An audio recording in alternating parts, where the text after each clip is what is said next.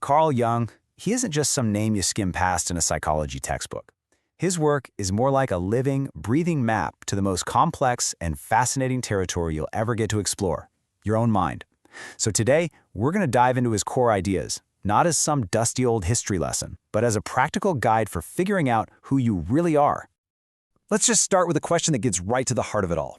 I mean, think about it. In this world of social media profiles, professional headshots, and personal brands, it feels like we're constantly performing, right? Constantly curating this perfect image for everyone else. But what about the person underneath all that? That gap between who we pretend to be and who we actually feel we are? That's exactly where our journey begins. Well, Jung actually had a name for this little performance we all do. He called it our social mask. It's something we all put on to fit in, to be liked, to get through the day without too much trouble.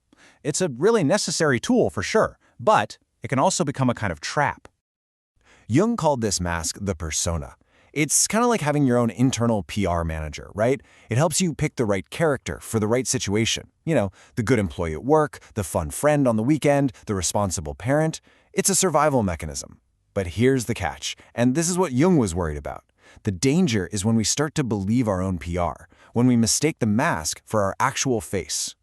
And this quote, man, it just perfectly nails the cost of getting too attached to that persona. The more aware you are of the difference between your mask and your true feelings, the more alone you can feel. It's like you're the only one who sees the script, while everyone else is they're just acting out their parts. And that can create this really painful sense of being an outsider. So why? Why do we feel this huge disconnect? To really understand the problem, Jung basically drew up a map of the human psyche.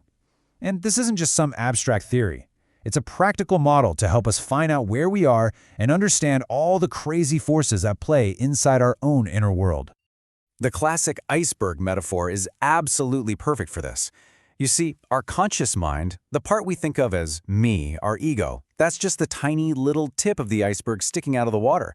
But the real power, the immense driving force of our personality, our instincts, our hidden potential, all of that lies in the vast, unconscious depths hidden below the surface.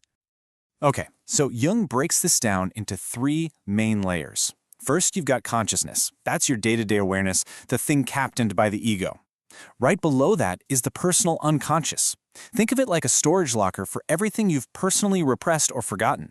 But then, and this was his most wild, most radical idea, is the collective unconscious.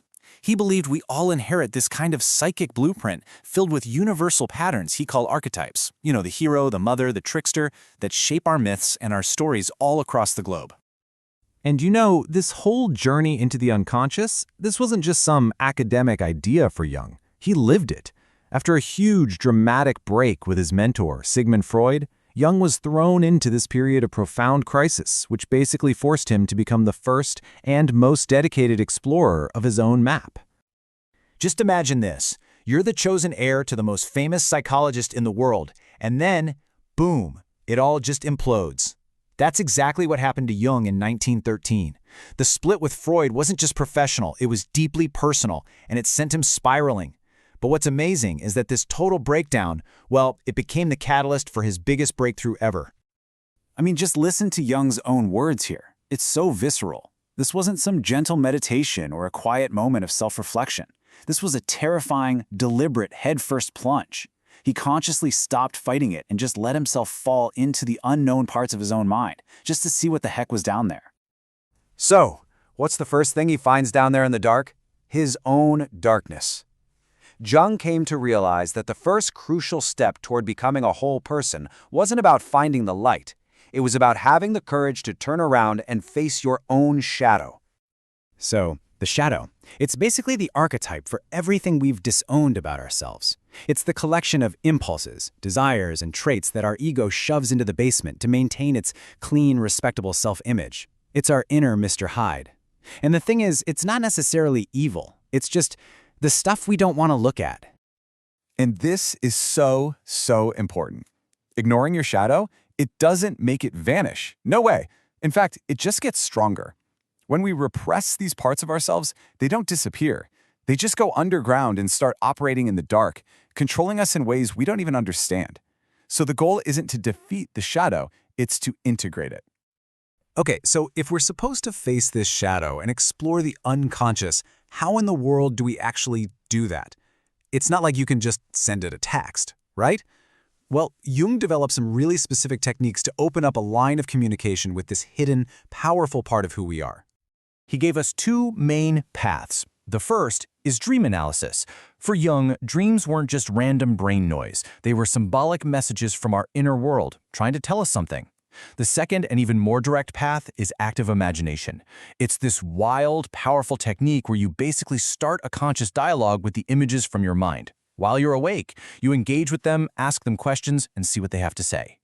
So all of this work, facing the persona, integrating the shadow, listening to our dreams, it's all building towards one thing, what Jung saw as the central task, the ultimate goal of a human life, a quest not for perfection, but for wholeness. He called this lifelong process individuation. And I love this word because if you look at it, the goal is to become an individual, literally not divided. It's about finally bringing all the warring parts of yourself together into a unified, authentic whole. And the destination, the North Star of this whole journey, is the archetype Jung called the self. Now, this is crucial. The self is not your ego. Your ego is just the conscious part. The self is the greater organizing center of your entire personality, the conscious and the unconscious combined. It's the whole shebang. For Jung, the goal of a well-lived life is to get your small ego to serve the wisdom of this greater whole self. So, in the end, all of Jung's work really boils down to one profound, really personal question for you. He gave us the map, but the exploration, that's on us. Through our dreams, through the people we can't stand, through the parts of ourselves we'd rather deny, a deeper wisdom is always trying to get through. The only question is, are we willing to listen?